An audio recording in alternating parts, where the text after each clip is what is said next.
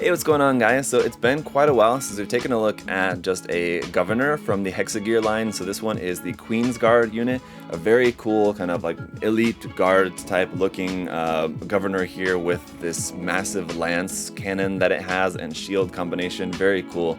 And then with the red color scheme, it looks quite interesting. So let's go ahead and get into it. So as for the box, we got some cool artwork here on the front with the governor there and its equipment, although you can't even see the full length of that cannon. We'll have to go around onto the sides, but as you can also see, it's just a quite thin box too. There's not really too much to see here on the exterior sides. On the back side of the kit is where we got a bunch more detailed images of this. There it is riding on one of the Hexa gear kits.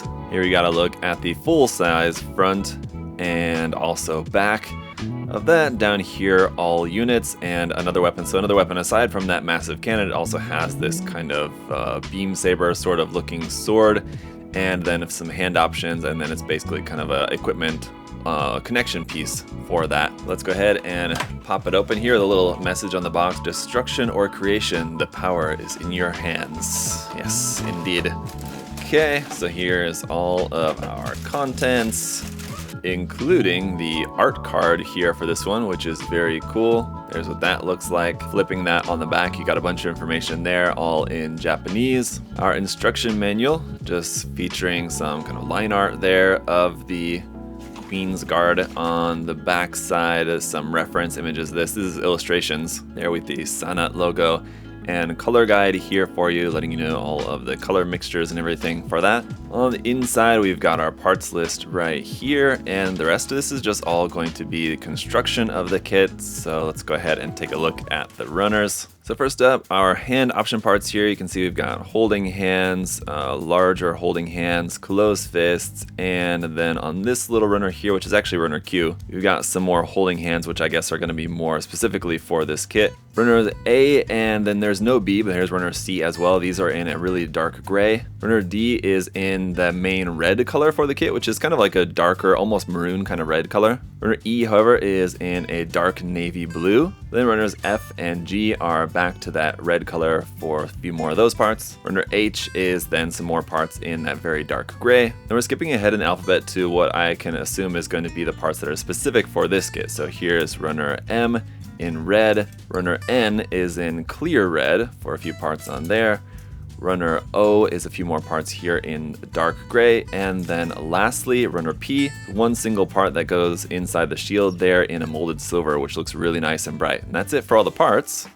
Alright, so here he is, all built up, and at the moment he's looking more like a set of weapons with a little dude attached onto it rather than a little dude with some giant weapons attached on there, but take your pick however you might want to see it. It's definitely a really cool looking little kit. This is only, I think, second or third time building one of the governor kits. I definitely like this one a lot more than the ones that I've built in the past. This one with all the armor and everything, I think is a really nice build. The weapons, of course, are also really cool. I'm not sure how well it's really going to be able to wield them quite yet. We'll have to try that out here over the course of the review. But one other thing I will point out to you guys is that I did do some panel lining on the red parts. I did just with a brown panel line marker, just kind of did some really quick and simple little panel line just to help bring out some of the details on the red parts, just so you guys can see those a little bit better.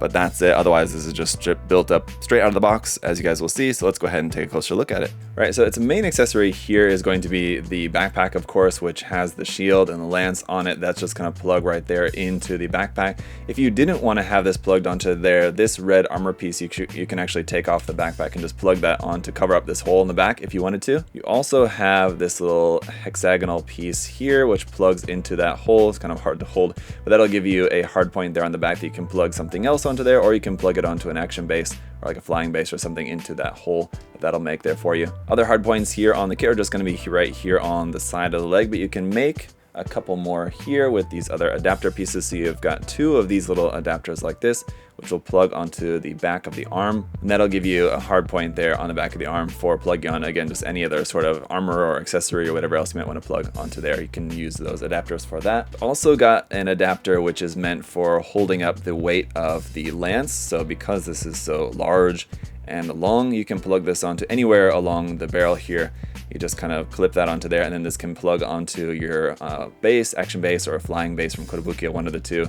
Any kind of base you might want to use that, and that'll just just help to support the weight of that. Now as for hands, here we've got a set of closed fists for the left and the right side, and then two different types of holding hands for the left and the right side as well. You can see here it's basically kind of whatever you want to hold. If it's like a circular 3mm round rod kind of handle style, then you use this hand. But if it's more like a rifle handle, something like that, that's rectangular, you use this hand for that. And then we've also got a set of open hands for the left and the right side as well. These could be like open expressive hands or like rifle support hands, something like that. And then we've got our smaller weapon, which is just going to be this sword, which is all molded in one piece in clear red. You do have a hard point right here that you can use to plug that onto like the side of the thigh, for example. And yeah, just mount that onto there. But if you have it like straight down, it's going to be quite long compared to like the legs here. So you've got to have it back at, you know, quite an angle so that you can have this not interfering with it being able to stand on the ground. But just back to the backpack then, as you can see, we have these articulated arms here, which can basically move in any which way that you want. You have points where it can turn left and right, up and down, rotate here and there and everywhere. The shield can be removed and you can just hold it in the hand if you want. There's a handle right here, or you can use it connected onto the backpack and connected into the hand. This handle just folds out and pretty simple. You could just remove that part too if you don't want to use that in there. But on the front side, the detail of that does look pretty cool. And the back side, yeah, so you just have multiple different hard points right there. And for the lance, once again, you do have a handle, which is right here. It's actually on a little ball joint, and then you can rotate the ball joint as well, but the lance is just going to fold out. And the overall length of this extended is actually about 27 centimeters in length, so it's really quite long, ridiculously long considering how big the figure is itself, as the figure is just kind of just over 7 centimeters in height. So yeah, it's gonna be a pretty gigantic weapon here for this little guy. But as you can see, this also has hard points there on it, so you could have this on either the left or the right side, or if you got two of this kit, you could double up on those and have one on the left and one on the right. Be pretty crazy. But just to give you guys a size comparison here with a 1/44 scale Gundam kit, this is the entry grade Strike Gundam, and you can see it's going to be quite small. But on that note, I mean, that's the great thing about these kits, is that they pack quite a lot of detail and quite a lot of articulation into such a small kit. So like the head, for example, can go up and down like that. Of course, you can turn it any which way as well. It's just on a ball joint here in the midsection. We also have some forward and back movement here, which is actually, to be honest, almost a little bit too much, because especially how much weight you have to put here on the back, it's just going to force the torso back like that every time. So you're probably going to need to have this attached onto some base on the back so that you don't have that just going back like that all the time. Then we got some rotation in there as well. The shoulder can rotate forward and back, and then that's just on a ball joint there at the end as well. So you can kind of get that up to about there. Seems like that's going to be about the extent of that, just because that shoulder armor there, unfortunately. But you're able to rotate that at the bicep and then bend that at the elbow for a pretty full bend there. The hand is on a ball joint technically, but just because it's so small, you're basically just going to be able to rotate that. That's kind of about it. Down here at the legs, those can rotate at the top of the thigh. You can bring the leg out to the side to about there, and then it's kind of starting to come off the peg any more than that. Otherwise, forward about 90 degrees like that. The knee joint is gonna give you a pretty full bend there as well, and the ankle will move forward and back like that, and then you can kind of turn the foot side to side for getting an angle out of that stance. Then up underneath the feet, you know, it's very small, but there's a little bit of like hollow gap and a little bit of detail there for that. But again, like I said, for a kit this small, the articulation is really quite good. You can get it into all sorts of different poses. And then, you know, using giant weapons like this, it is going to be a little bit limited as to how well it can really wield some weapons or accessories as large as these.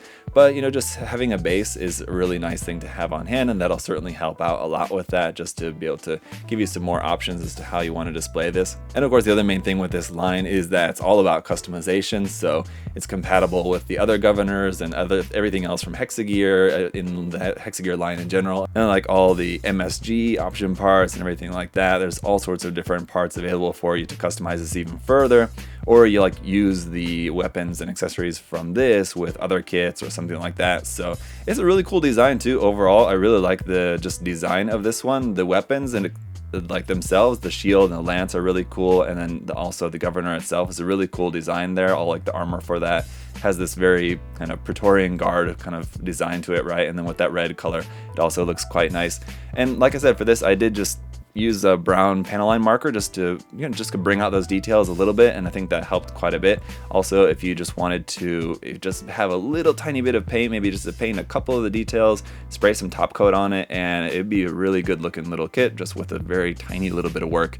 It's really kind of all you would have to do to have this, you know, just looking that much better, that much nicer, if you didn't want to go the route of like fully repainting it, of course. So yeah, definitely a really cool kit, and I'll have to check out some more of the different governors later in the future. I haven't really built all that many of them, to be honest. They're just a little bit too small for my personal taste, but they are really nice kits, and Kotobukiya does a really great job on them, like I said, making them pretty well detailed and well articulated for the small size. And so like if that's something that you're looking for, they're really nice kits, so I can highly recommend checking them out. So if you guys have any other further questions, of course, do feel free to let me know. But if you want to check out some of the Hexagear kits or anything else from Kotobukiya for yourself, of course you can do that at USA Gundam Store. The link will be down in the video description as always. Thank you guys so much for checking out the video today. If you'd also like to like and or subscribe, I greatly appreciate it. But until next time, hope you all have a great day. See you guys.